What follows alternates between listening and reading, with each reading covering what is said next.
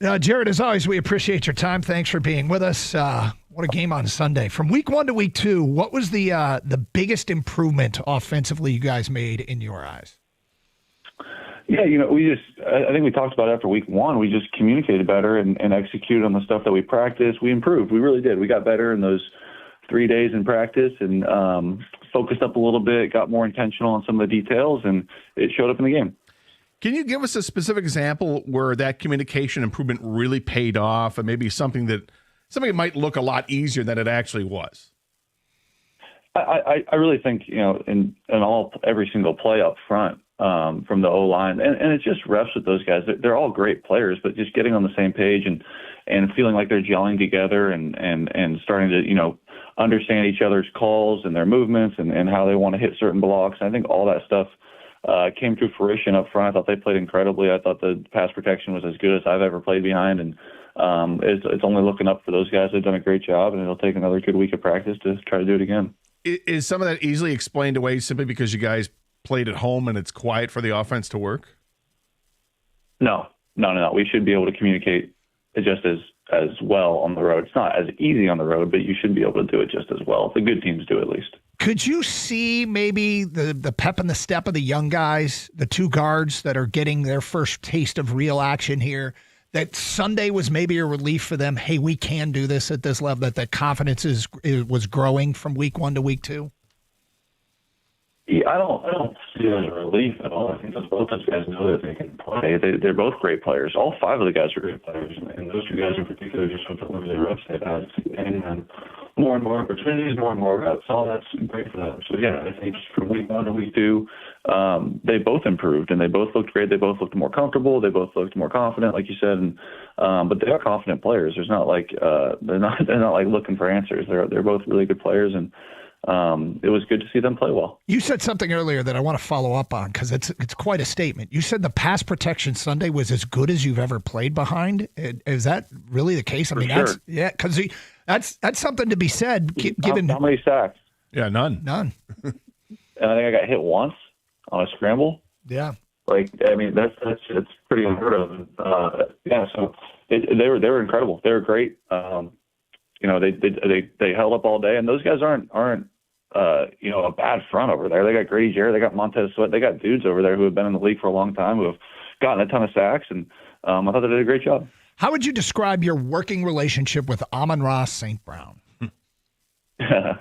Pretty sweet. I mean, he's as good as they get in our league, and I think I've said it a couple times this week, but we push each other. We really do. We try to pull the best out of each other, and we're constantly communicating, constantly trying to stay on the same page and get better and improve. And I think, he's a guy with his work ethic, and, I like to think my work ethic as well. We just continue to push each other and try to find ways where we can find that extra 1% and get better. And I thought 2 throws in particular, 2 of the touchdowns, it really showed up on some of the stuff we worked on.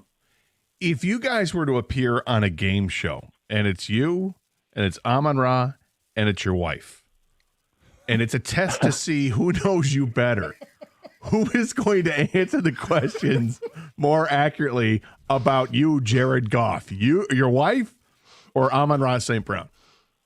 My wife, for sure. But I get what you're saying. It's not that far off. I hope I know he knows me well, and I know him well, but not quite that intimate. But yes, we are great working relationship.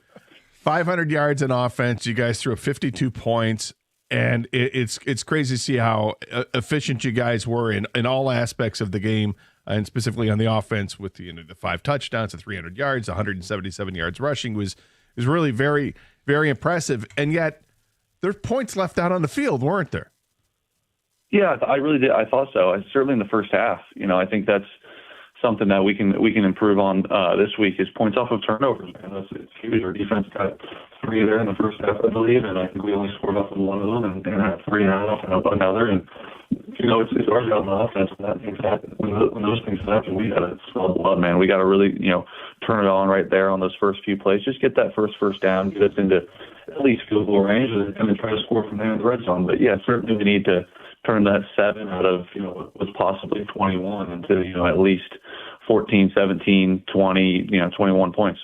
Jared, I want you to expand on something you said earlier, because you guys played at Green Bay. The communication was an issue. Week 2, you said it's better. And you've also said it shouldn't matter home or road. What is that basically to say, that when you go to Baltimore and it's going to be loud, communication is not going to be an issue because you guys have corrected that game 1 to game 2? No, I'm not going to sit here and give them a soundbite to play in pregame. Good point. No, that place is loud. They'll be rocking. They'll be going. But as a quarterback who, I think, it's part of my job is communication. I've been doing it for 10 years. I've done it on the road in a lot of hostile environments. No, yeah, we should be able to handle it. We should be able to handle the noise. We should be able to communicate well. We shouldn't be affected by it if we are who we say we are. So one thing that we have seen is Isaac Tesla make two of the probably the 2 best first 2 catches in the history of the NFL. For sure. And yet, any time you throw to him, that's somewhat another one of your great weapons that isn't going to get thrown to. How does he get more integrated into an offense that's already loaded? Or is it as simple as his time will come, his day will come, and we're lucky to have him? Yeah, I think just expanding, what we're asking him to do offensively. And I think he can do those things. He showed a ton of flashes of being able to do a ton of stuff during training camp. It's just in these first couple games, being a younger player, working him into the fold and getting him ready there. And I know that first week he had the illness that kind of took him out of practice a little bit. But yeah, no, I think he's earned some more reps potentially and getting some different types of routes, and does a lot of things right, blocks well, plays hard. The catches are kind of a byproduct, are cool for everyone to see, but he's doing a lot of other things well within our offense, and certainly deserves a chance to do some other things. Can you kind of take us through the one more thing about the game against the Bears? The 2-minute warning going into the 2-minute drill, I should say, going into halftime. The Bears had just scored to make it a 21-14 game. Game's still in the balance there. What are you saying to the guys in the huddle? And you get that whole drive was incredibly efficient, and then you get the play at the end with Tesla and then the whole clock stuff. Can you take us through what was going on there? Yeah, I thought it was a great drive. I thought it was really one of our first chances to do that end of half 2-minute drill. I can't remember if we had one in Green Bay, but I know we didn't convert on it if we did. But getting a chance to go the full length of the field there, and you always just want to start off with a completion, whatever it may be. You just want to get that first completion, get that first down, and things kind of tend to roll like that. 1:50 with I believe we had all of our timeouts, or at least 2 of them.